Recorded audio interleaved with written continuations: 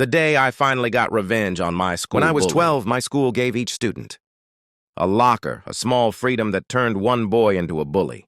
His name was Marcus. He towered over us and strutted through the halls like a king, his laughter echoing ominously as he tormented us. I wasn't the only target, but I was definitely his favorite. Every morning, he'd scatter my books or slam my locker shut while I struggled to get my things. The teachers saw it all, but they did nothing. It felt like Marcus had been crowned the ruler of our school, and we were just his subjects.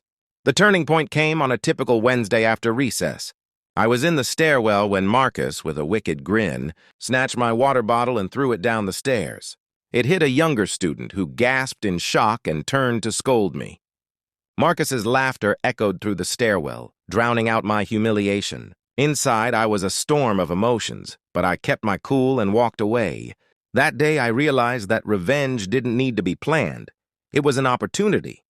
I had watched Marcus long enough to know his biggest fear: accountability. He was good at dodging consequences, skipping detention, forging notes, and bragging about how the teachers were too clueless to catch him. His arrogance had led me to secretly record his wrongdoings. I had a collection of evidence that would become my weapon. That night, I put together my evidence, photos of his forgeries, audio clips of his cocky comments, and a video showing him defying detention. It was a solid case against him, neatly packaged and ready to go. The next morning, I anonymously dropped it off at the discipline office, my heart racing with a mix of fear and excitement. By third period, the classroom was tense as Marcus was called out. For once, he looked confused instead of cocky. He was gone for 3 days, and during that time, there was a strange sense of relief in the air. When he returned, he was with his parents, and the tension was thick. The consequences were immediate: a month of detention, banned from sports, and a behavior plan monitored by the staff. His reign of terror was over, and he was just a shadow of the bully he used to be. The best part? Marcus never looked at me again.